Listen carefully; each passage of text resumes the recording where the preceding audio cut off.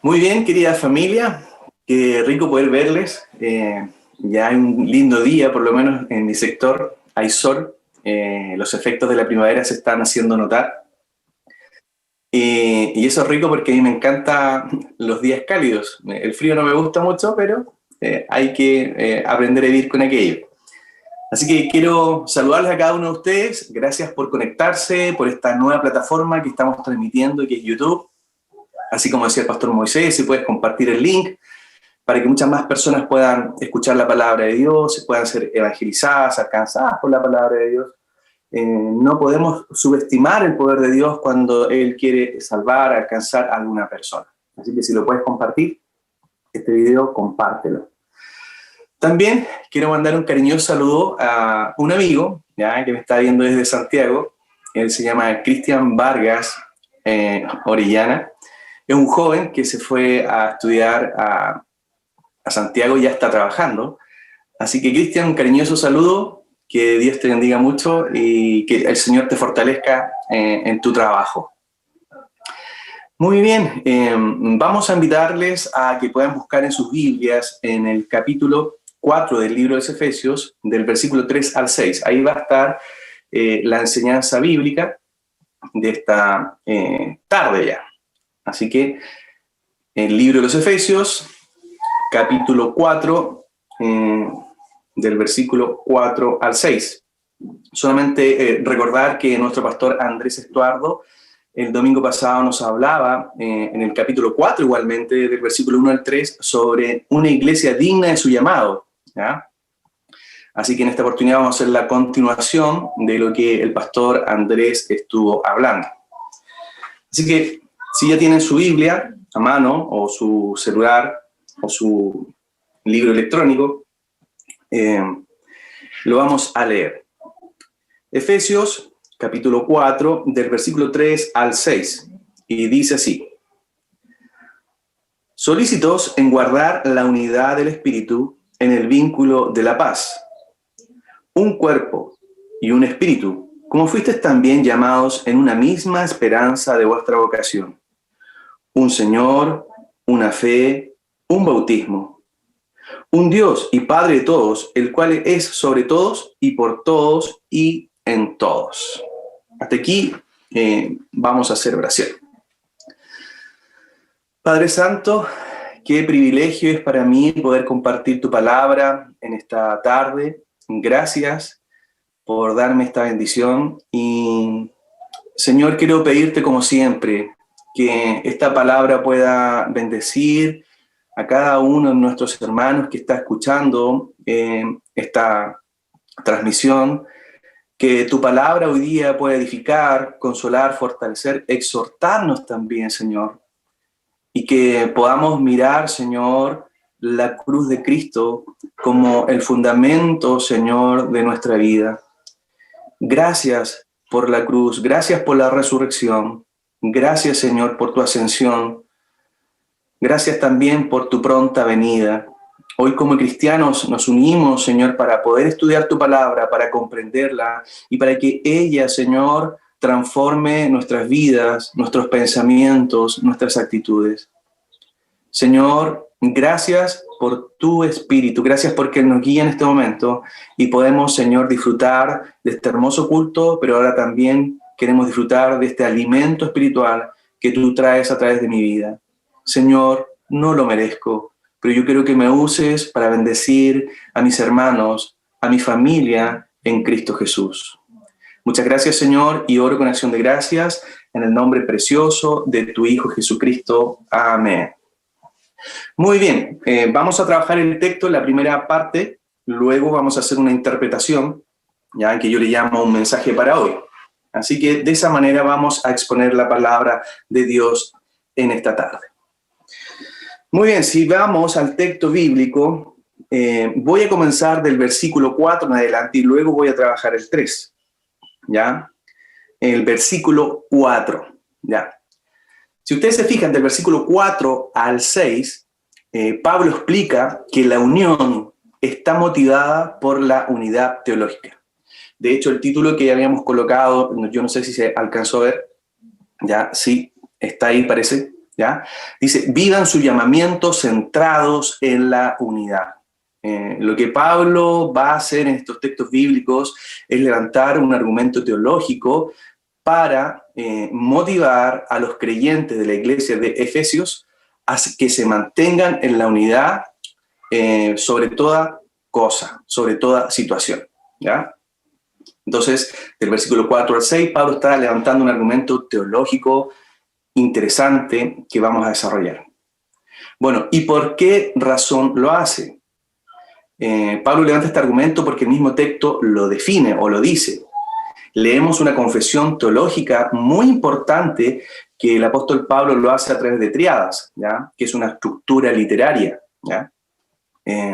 Y las triadas son las siguientes, las encontramos en el versículo 4. Dice, un cuerpo y un espíritu, como fuisteis también llamados en una misma esperanza de vuestra vocación. La triada está aquí, un cuerpo, un espíritu, una esperanza. Hay tres palabras ahí que son un argumento teológico. El versículo 5, también Pablo habla de un Señor, una fe y un bautismo. Aquí está la segunda triada, que son tres palabras en definitiva, ¿ya? Un Señor, una fe, un bautismo. Y aquí también tenemos el segundo argumento teológico que Pablo está hablando, ya con respecto a la unidad.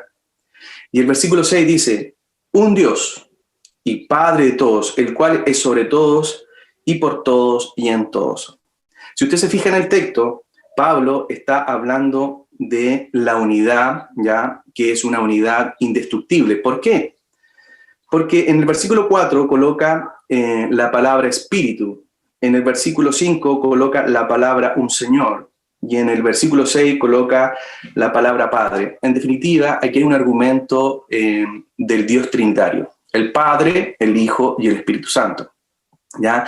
Y en esta estructura Pablo está diciendo que estas palabras teológicas más la Trinidad que está implícita en el texto tiene que ver que la unidad es indestructible, la unidad de Dios es indestructible, ¿ya? De hecho, uno pensar en el Padre, en el Hijo y en el Espíritu Santo es una revelación de la unidad perfecta. O sea, tenemos un solo Dios en tres personalidades, ¿ya?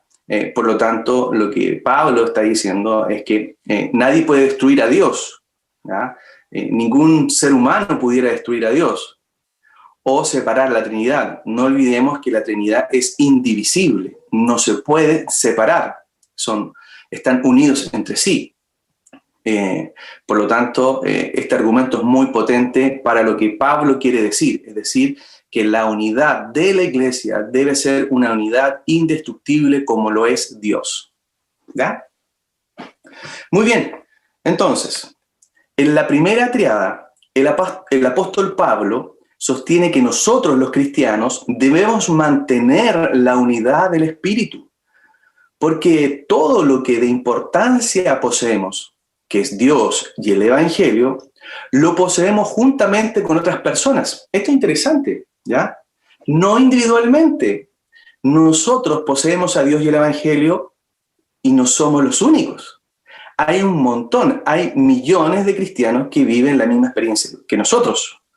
Por lo tanto, la unidad del Espíritu se vive en comunidad, con otros, ¿ya? El cristianismo es una fe compartida. No existe una fe individual o una salvación individual. Cristo no existe en varios cuerpos que están en distintos lugares geográficos, sino que es uno solo. Y cada congregación local es representativa de él. Tras este lenguaje del apóstol de un cuerpo y un solo espíritu, subyace la enseñanza de que mediante la cruz de Jesús, Dios nos reconcilió a judíos y a gentiles en un solo cuerpo, matando en ellas las enemistades. Además de tener un origen común en la obra del Espíritu y una existencia común en el cuerpo de Cristo, los creyentes comparten también una esperanza común, ¿ya? Y esta esperanza común en el destino escatológico, ¿ya? Es decir, todos los creyentes del mundo esperamos la segunda venida de Cristo, esperamos la resurrección de los muertos, esperamos el juicio final y un cielo nuevo y una tierra nueva. Por lo tanto, Pablo repite su enfoque en el llamamiento con que hemos sido llamados, que significará vivir en la unidad, es decir, creyentes de todo el mundo, de todas partes, de cualquier rincón de la tierra, todos tenemos esta unidad escatológica, esta unidad bíblica, ¿ya? Y todos esperamos estos acontecimientos futuros. Por lo tanto, todos compartimos este llamamiento de este camino que nos lleva a ese destino que es el futuro con Cristo. Muy bien.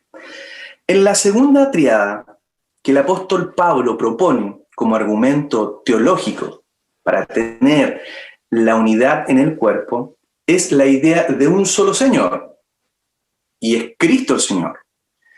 El mundo puede conocer varios señores, pero los cristianos solo conocemos a uno, Cristo, Jesucristo. Y esto implica que este único Señor no va a dar órdenes contradictorias a sus seguidores para que se produzca la desunión, sino al contrario. La expresión una fe se utiliza en el sentido para aludir a aquello que se cree, es decir, el contenido de la fe. No olvidemos que la palabra fe en la Biblia tiene varias connotaciones, como el elemento de la doctrina, como el elemento de la salvación y el elemento de la fidelidad de Dios. En este caso, el acento es en lo doctrinal y que creemos que hay un solo evangelio. En la expresión un bautismo, aquí el principal acento del apóstol es que el único bautismo que existe es el bautismo en Cristo, realizado por el Espíritu Santo. Si usted puede leer en 1 Corintios 12:13, si usted se da el tiempo de buscarlo, ahora en su Biblia, puede leer lo siguiente. Yo voy a leer una versión NTV, y dice así: entre nosotros hay algunos que son judíos y otros que son gentiles, algunos son esclavos y otros son libres, pero todos fuimos bautizados en un solo cuerpo por un mismo espíritu. Y todos compartimos el mismo espíritu, ¿ya? Todos los creyentes compartimos el mismo espíritu. Nosotros fuimos bautizados por el Espíritu Santo y fuimos introducidos en el cuerpo de Cristo. He escuchado en algunas oportunidades decir, algunos hermanos hacer énfasis en que nosotros tenemos al Espíritu Santo. Y eso es una verdad bíblica.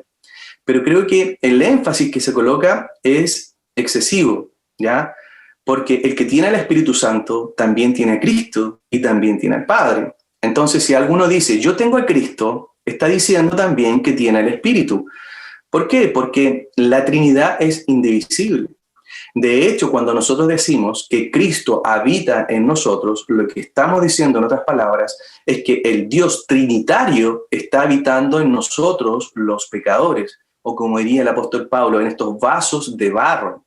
Esto es tremendo, esto es milagroso. A mí me encanta hacer esta reflexión de que el Dios santo, el Dios soberano, el Dios puro, el Dios sublime, haya considerado tomar mi ser como su morada, como su casa. Eso a mí me emociona, me quebranta en algunas oportunidades cuando hago ese ejercicio de pensar y reflexionar que ese Dios santo haya decidido morar en mí, en un pecador arrepentido. Eso es un milagro, es algo extraordinario. Muy bien. Entonces, si los creyentes comparten el mismo Señor, creen el mismo Evangelio y han experimentado la misma realidad de ser bautizados en Cristo, ¿acaso no han de vivir esta unidad?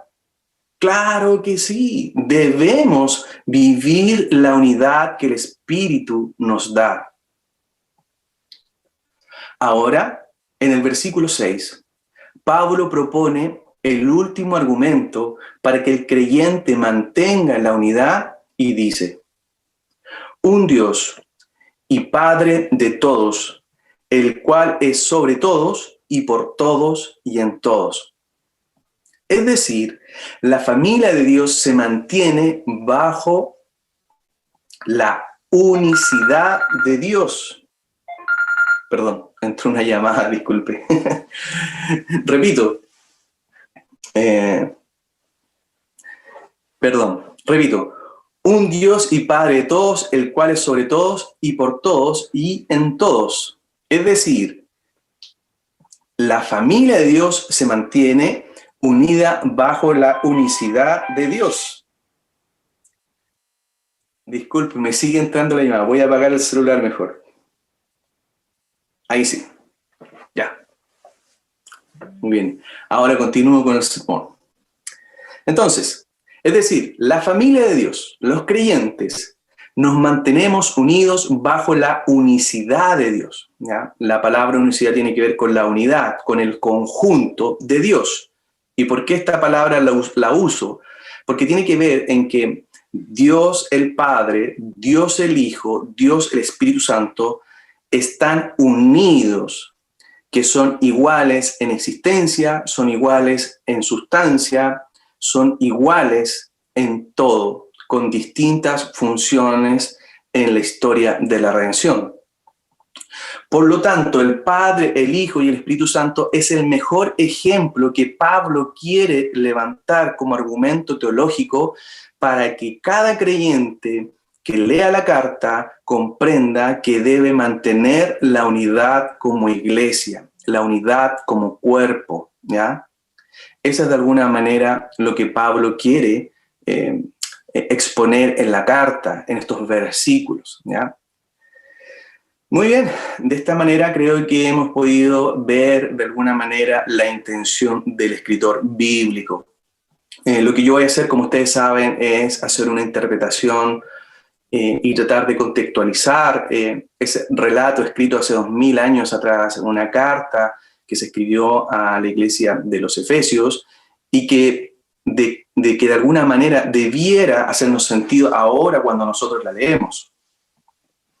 Así que en esta oportunidad quiero compartir una interpretación que para mí no ha sido fácil y que espero que usted también la pueda comprender, la pueda reflexionar y la pueda ejercitar, ¿ya? Muy bien, entonces vamos a hacer una interpretación y yo le coloco a mis interpretaciones un mensaje para hoy, para la contingencia. Escúcheme bien. Si el argumento teológico de Pablo es tan verdadero como lo afirmamos, ¿por qué la Iglesia de Cristo está tan dividida en nuestro tiempo?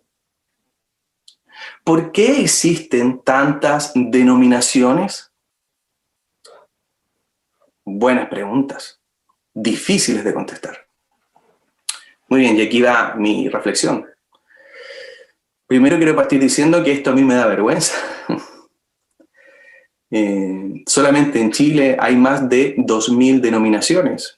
Imagínense en el mundo, ¿cuántas denominaciones hay? Y uno podría preguntarse, pastor, ¿y de dónde viene esta idea de las denominaciones?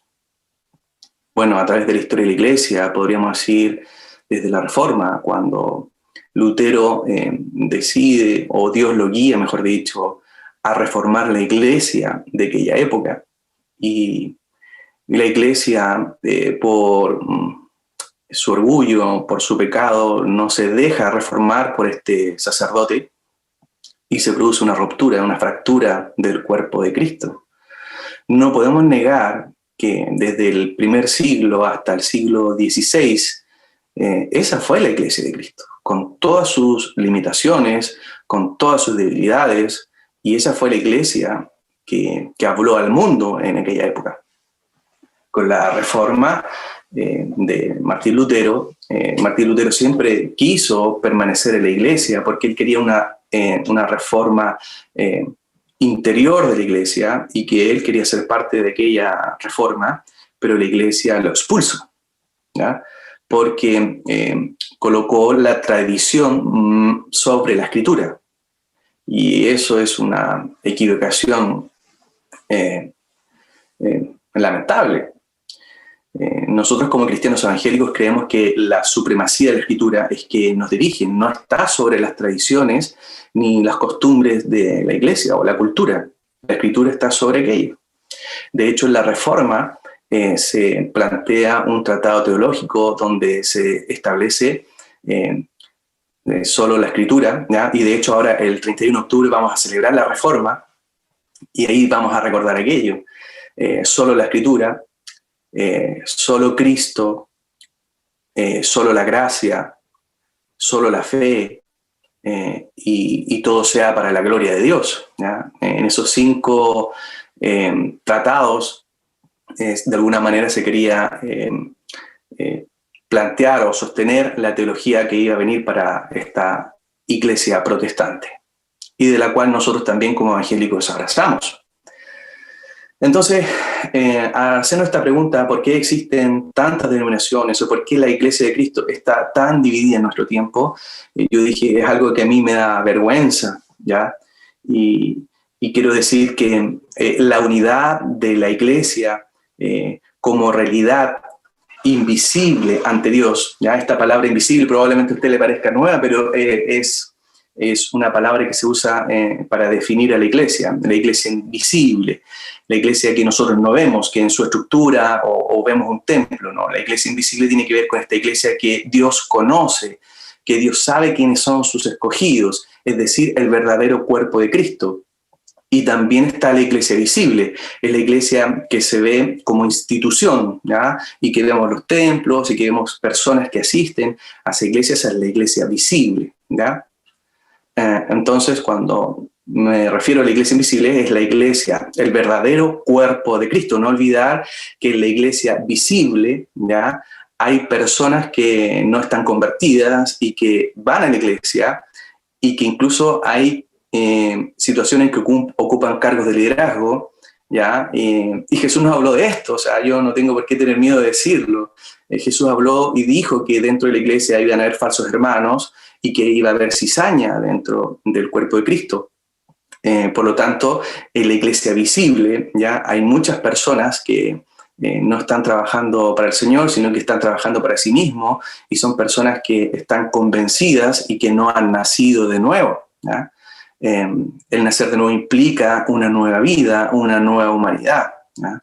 Y que esta nueva vida se produce por obra milagrosa que Dios hace a través de su palabra, con el evangelio predicado y con el poder del Espíritu Santo, llevando al ser humano a nacer de nuevo, a tener esta nueva vida, a ser un discípulo de Cristo, a abandonar todo lo que significa o que obstaculiza su vida espiritual, y comienza a despojarse de todo aquello y a seguir a Cristo a cualquier precio, ¿ya?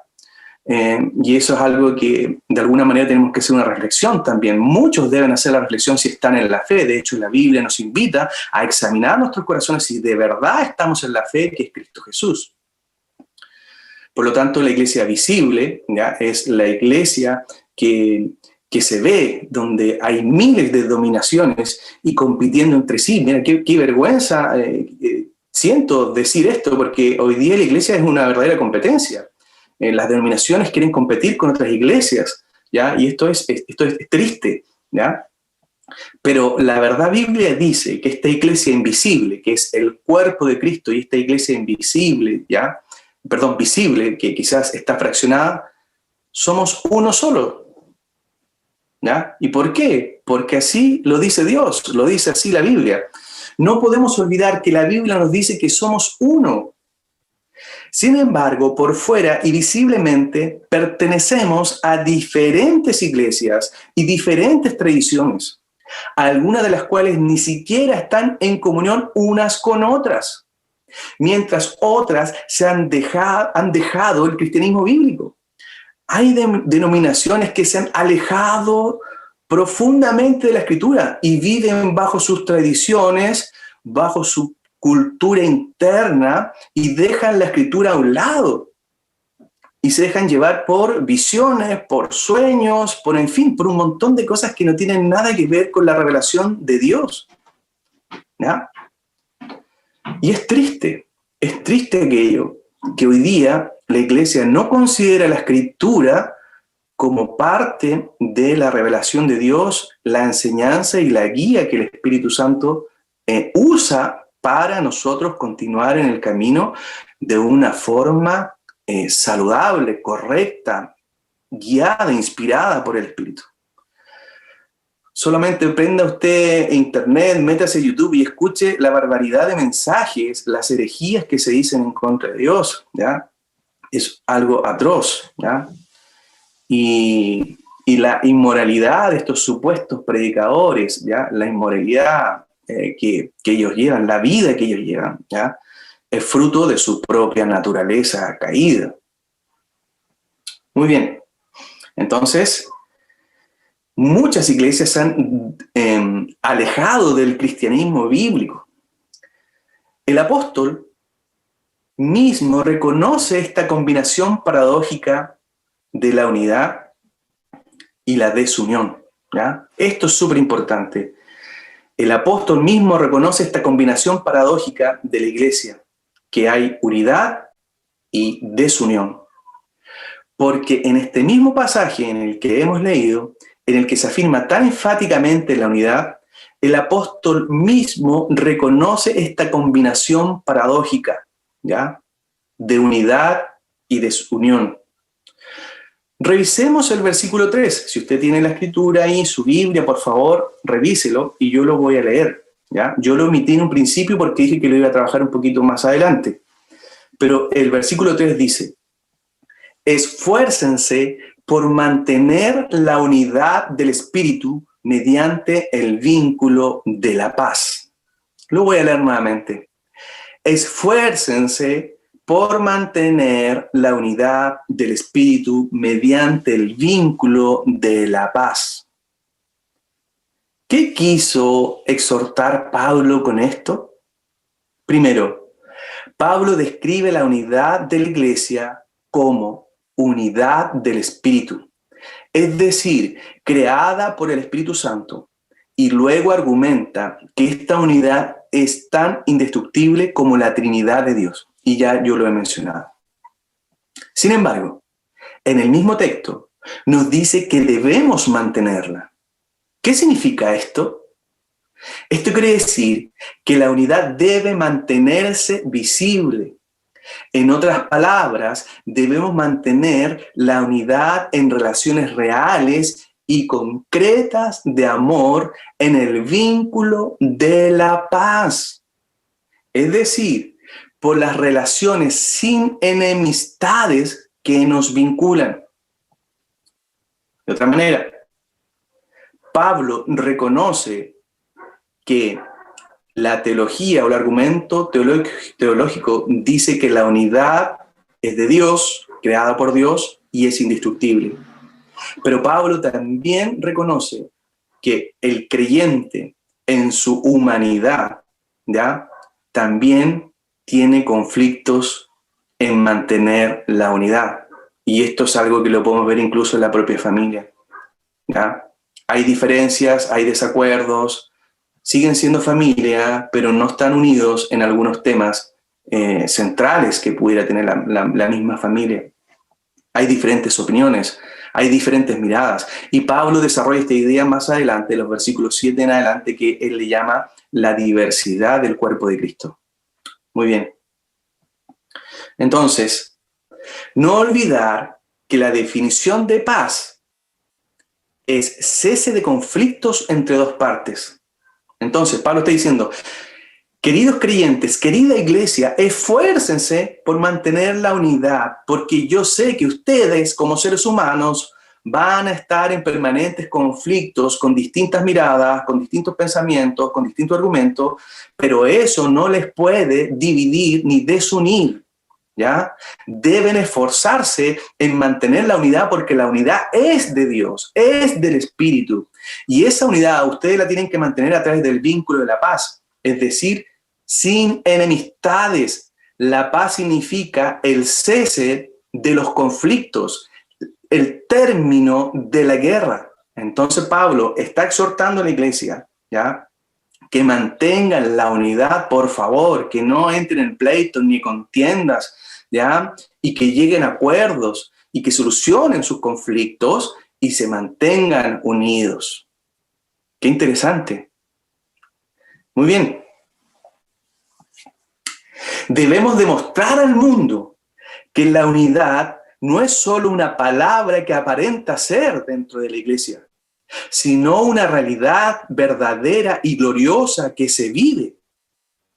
Pero, ¿qué podemos hacer ante tanta división que ha tenido la iglesia a través de la historia y sus futuras divisiones? Bien, ahora hablo como pastor. Pienso que lo primero que debemos hacer es recoger la enseñanza bíblica, mantener la unidad de la familia por medio del vínculo de la paz. Es decir, personas e iglesias que están a punto de dividirse por pensamientos filosóficos y teológicos. Cuando me refiero a pensamientos teológicos, cuando me refiero a pensamientos filosóficos, me estoy refiriendo a la razón humana, ¿ya? Y cuando digo pensamientos teológicos, me refiero a la diversidad de teología y vertientes teológicas que el ser humano hoy día conoce y estudia. Cuando estos pensamientos filosóficos y teológicos producen en las personas separaciones, rupturas por ser rígidos en pensar, yo sugiero como pastor que deben reflexionar y recurrir al consejo bíblico para arrepentirse y reconciliarse los unos con los otros para la propia sanidad de la iglesia. En el caso de que esta sugerencia de reconciliación bíblica no resultara acá en la tierra, ¿ya?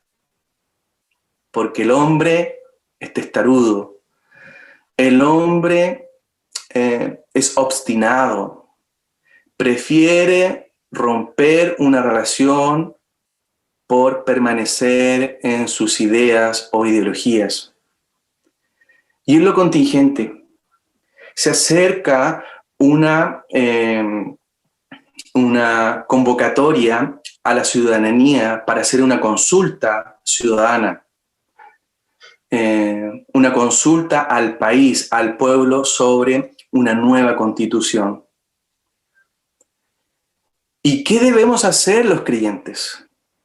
Nosotros debemos permanecer en la unidad. Que los pensamientos ideológicos, políticos y partidistas no pueden estar influenciando nuestra cosmovisión bíblica. No pueden por ningún motivo. Nosotros tenemos que votar a conciencia, con libertad, con confianza en los principios bíblicos cristianos que nos ha revelado la Biblia.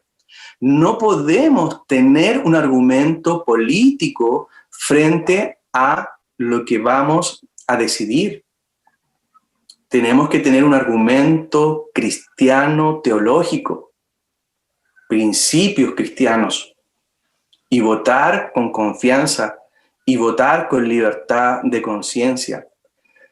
Y esto no puede generar en nuestra iglesia división, desunión. Sería trágico encontrarnos con una iglesia fracturada por un plebiscito.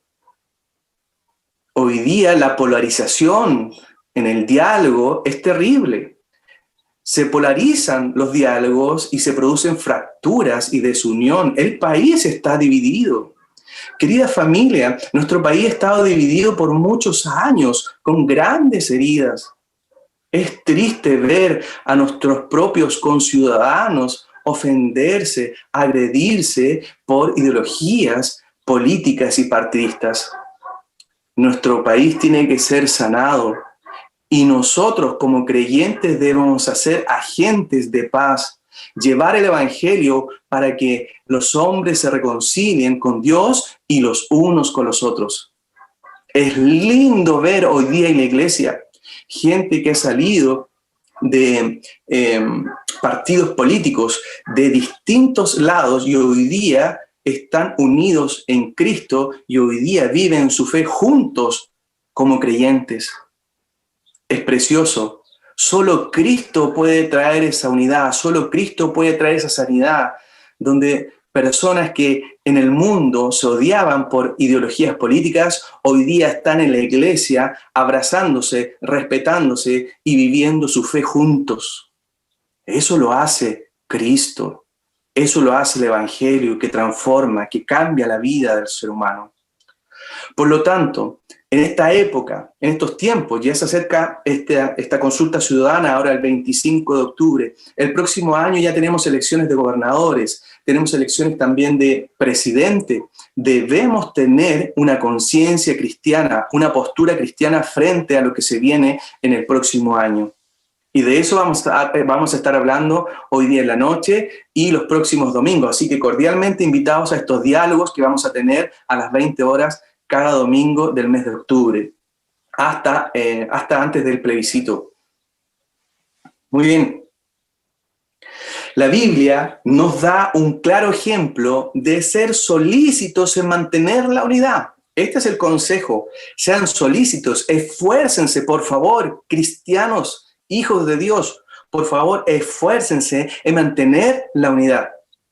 Y ese ejemplo lo podemos observar en el primer concilio que tuvo la iglesia cristiana del primer siglo y que se realizó en la ciudad de Jerusalén.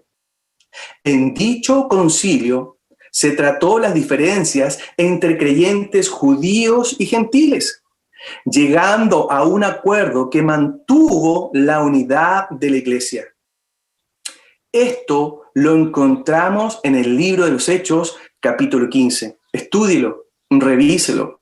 Vea cómo los creyentes tuvieron opiniones distintas, pensamientos teológicos distintos, pero hicieron un concilio, hablaron como hermanos, llevaron esto a los apóstoles, y los apóstoles, junto a la comunidad, tomaron una decisión para llegar a un acuerdo y que la iglesia sea bendecida y la iglesia no sea fracturada o lastimada. Eso es un ejemplo de unidad. Muy bien. Eso lo encontramos, como dije, en el capítulo 15 del libro de los Hechos. En nuestra situación, debemos ser conscientes de las diferentes convicciones que tenemos en cuanto a la forma de pensar y de vivir dentro de nuestra comunidad eclesiástica. Y que Pablo lo define como la diversidad del cuerpo, y que lo vamos a ver el próximo domingo. Pero todos debemos ser solícitos en buscar de alguna manera la expresión visible de la unidad cristiana. No olvidar que Pablo dice que la unidad se hace visible en el amor, en el vínculo de la paz, en acciones concretas de respeto, de amistad, de apoyo, de compañerismo, de ayuda, de compasión, de misericordia hacia el otro. La unidad se refleja de esa manera. La unidad no se refleja con indiferencia. La unidad no se refleja con desprecio. La unidad no se refleja con críticas negativas. La unidad se refleja con el amor, con la paz, con esa expresión visible de amor del uno por el otro. Y eso es lo que tenemos que reflejar como iglesia en estos tiempos. Muy bien. Entonces, todos debemos ser solícitos en buscar de alguna manera la expresión visible de la unidad cristiana, siempre y cuando no sacrifiquemos o fracturemos verdades fundamentales para conseguirla. Y esto es importante. La unidad también tiene un límite. No podemos mantener la unidad cuando se fractura o se sacrifica una verdad fundamental de la Escritura, como por ejemplo la Trinidad. Nosotros, los cristianos evangélicos, somos trinitarios, creemos en un solo Dios que se revela en tres personas. Un solo Dios que se revela en tres personas iguales en existencia, iguales en sustancia. Pero cuando hay un grupo religioso que niega la Trinidad, nosotros no podemos mantener la unidad porque no están reconociendo al Dios verdadero. Así que no podemos fomentar una unidad que agrade a Dios si negamos la doctrina de la Trinidad o si negamos la obra redentora de Jesucristo o la divinidad del Espíritu Santo. La auténtica unidad cristiana es aquella que se expresa visiblemente en la verdad bíblica, en la vida, en el amor y en el vínculo de la paz entre los unos con los otros. Esta ha sido mi exposición de esta mañana, o de esta tarde, mejor dicho. Espero que haya sido de bendición. Espero que usted pueda comprender la exhortación que el apóstol Pablo nos hace y también pueda comprender la exhortación o interpretación que yo he hecho. Mantengamos la unidad, mantengámoslas a través del vínculo del amor, de la paz, y que se haga visible en nuestra familia, que se haga visible en nuestra sociedad, que se haga visible en nuestras iglesias hermanas. Bien, quisiera orar. Querido Padre, gracias por tu palabra. Ella de verdad ordena nuestros pensamientos.